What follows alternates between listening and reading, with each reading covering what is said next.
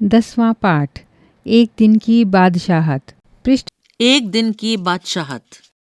लेखिका जिलानी बानो। उर्दू से अनुवाद लक्ष्मी चंद्र गुप्त। आरिफ, सलीम, चलो फौरन सो जाओ। अम्मी की आवाज ऐन उस वक्त आती थी जब वे दोस्तों के साथ बैठे कव्वाली गा रहे होते थे, या फिर सुबह बड़े मजे में आइसक्रीम खाने के सपने देख रहे होते कि आपा झिंझोड़ कर जगा देती। जल्दी उठो, स्कूल का वक्त हो गया। दोनों की मुसीबत में जान थी।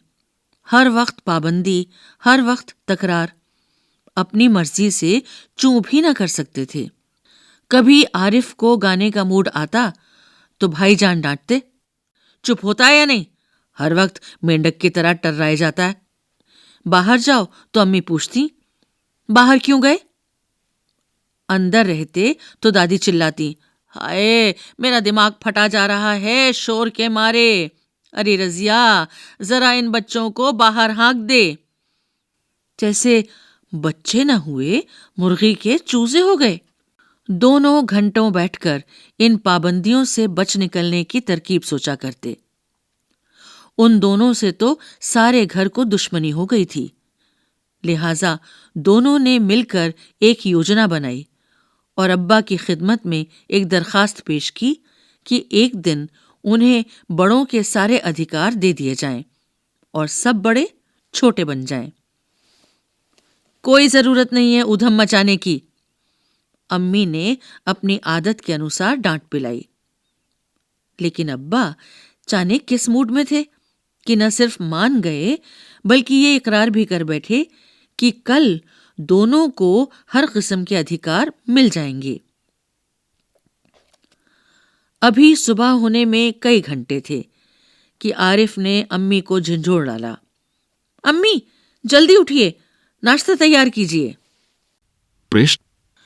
अम्मी ने चाहा कि एक झापड़ रसीद करके सो रहें, मगर याद आया कि आज तो उनके सारे अधिकार छीने जा चुके हैं।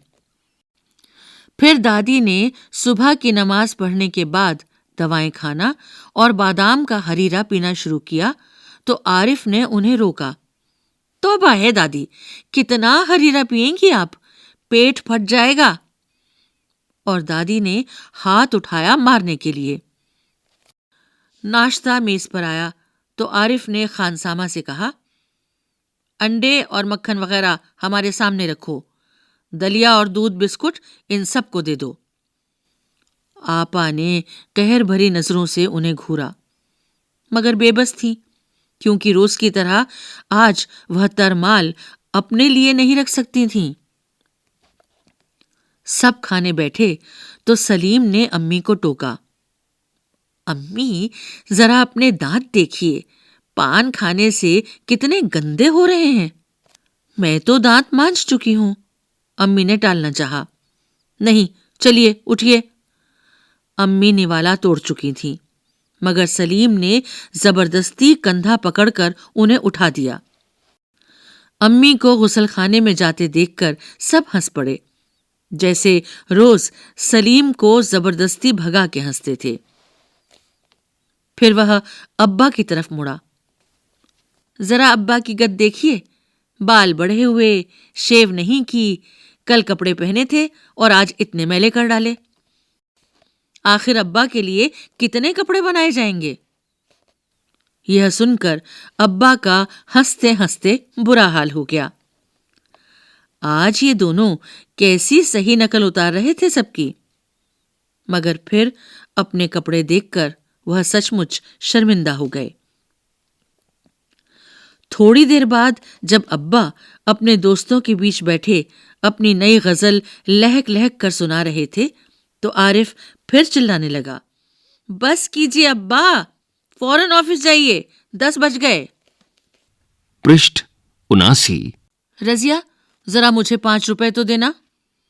अब्बा दफ्तर जाने को तैयार होकर बोले, 5 रुपए का क्या होगा, कार में पेट्रोल तो है। आरिफ ने तुनक कर अब्बा जान की नकल उतारी, जैसे अब्बा कहते हैं कि इकन्नी का क्या करोगे, जेब खर्च तो ले चुके। थोड़ी देर बाद खानसामा आया। बेगम साहब, आज क्या पकेगा? आलू, गोश्त, कबाब, मिर्चों का सालन। अम्मी ने अपनी आदत के अनुसार कहना शुरू किया। नहीं, आज ये चीजें नहीं पकेंगी। सलीम ने किताब रखकर अम्मी की नकल उतारी। आज गुलाब जामुन, गाजर का हलवा और मीठे चावल पकाओ। लेकिन मिठाइयों से रोटी कैसे खाई जाएगी? अम्मी किसी तरह सब्र ना कर सकीं।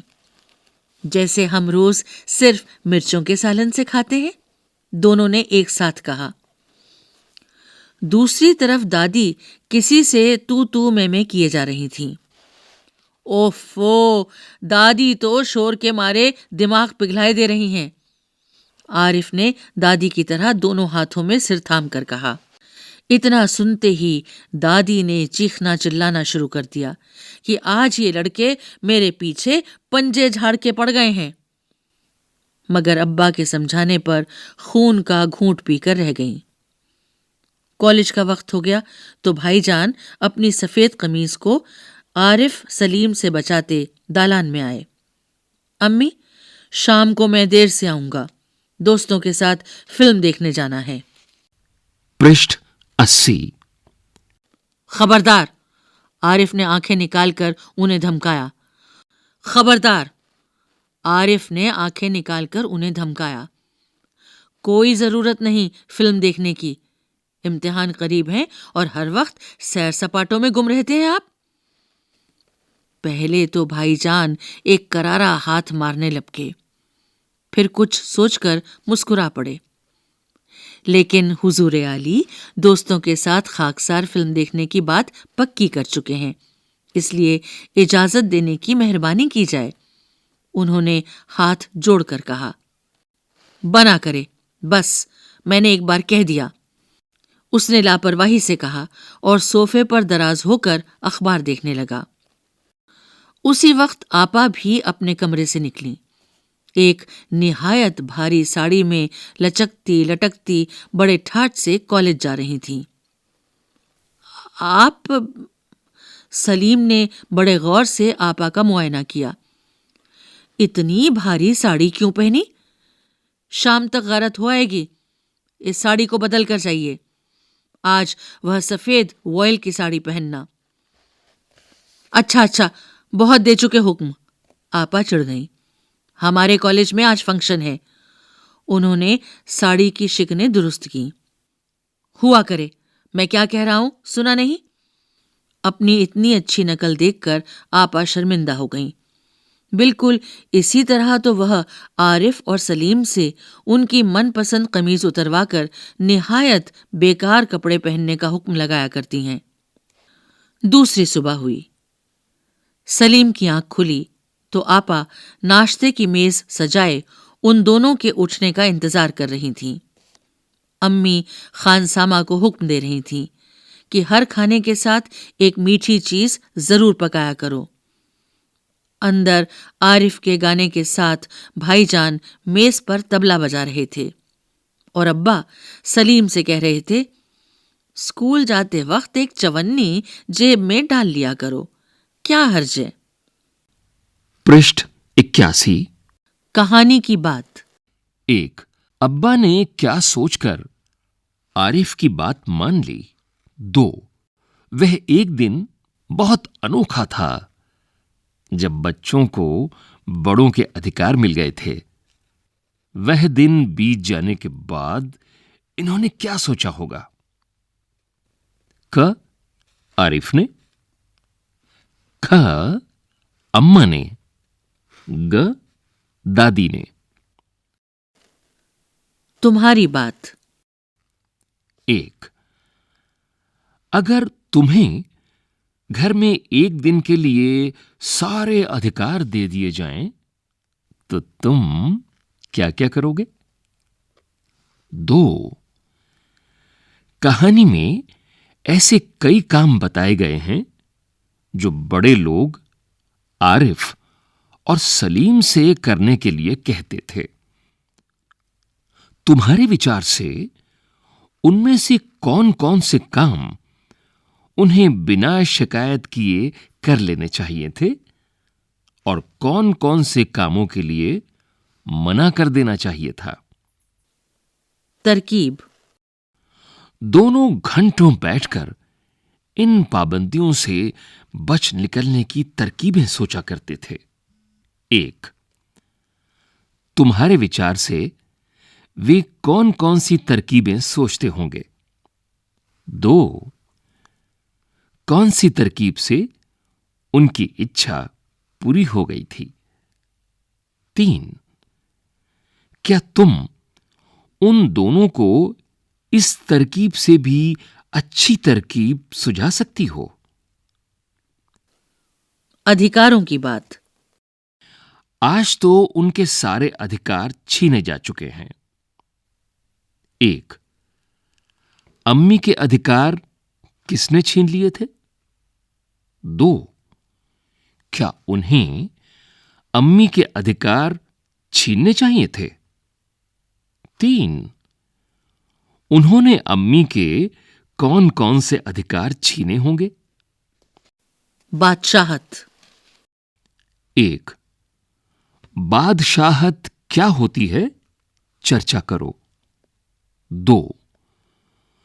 तुम्हारे विचार से इस कहानी का नाम एक दिन की बादशाहत क्यों रखा गया है? तुम भी अपने मन से सोचकर कहानी को कोई शीर्षक दो। 3. कहानी में उस दिन बच्चों को सारे बड़ों वाले काम करने पड़े थे। ऐसे में कौन एक दिन का असली बादशाह बन गया था? पृष्ठ 82। तरमाल। रोज की तरह आज वह तरमाल अपने लिए न रख सकती थीं। 1. कहानी में किन किन चीजों को तरमाल कहा गया है? 2. इन चीजों के अलावा और किन किन चीजों को तरमाल कहा जा सकता है? 3. कुछ ऐसी चीजों के नाम भी बताओ जो तुम्हें तरमाल नहीं लगती। 4. इन चीजों को तुम क्या नाम देना चाहोगी? सुझाओ। मनपसंद कपड़े। बिल्कुल इसी तरह तो वह आरिफ और सलीम से उनकी मनपसंद कमीज उतरवाकर निहायत बेकार कपड़े पहनने का हुक्म लगाया करती हैं। 1. तुम्हें भी अपना कोई खास कपड़ा सबसे अच्छा लगता होगा। उस कपड़े के बारे में बताओ। वह तुम्हें सबसे अच्छा क्यों लगता है? 2. कौन कौन सी चीजें तुम्हें बेकार लगती हैं? क. पहनने की चीजें, रिक्त स्थान। 2. कौन कौन सी चीजें तुम्हें बेकार लगती हैं? क. पहनने की चीजें, रिक्त स्थान। ख. खाने पीने की चीजें, रिक्त स्थान। ग. करने के काम, रिक्त स्थान। घ. खेल, रिक्त स्थान। हल्का भारी। क. इतनी भारी साड़ी क्यों पहनी? यहां पर भारी साड़ी से क्या मतलब है? ओके। 1. साड़ी का वजन ज्यादा था। 2. साड़ी पर बड़े बड़े नमूने बने हुए थे। 3. साड़ी पर बेल बूटों की कढ़ाई थी। ख. भारी साड़ी, भारी अटैची, भारी काम, भारी बारिश। यहां हमने भारी विशेषण को 4 अलग अलग संज्ञाओं के साथ इस्तेमाल किया। इन चारों में भारी का अर्थ एक सा नहीं है। इनमें क्या अंतर है? ग, भारी की तरह हल्का का भी अलग अलग अर्थों में इस्तेमाल करो। इसी के साथ रिमझिम भाग 5 का 10वां पाठ यहाँ समाप्त हुआ।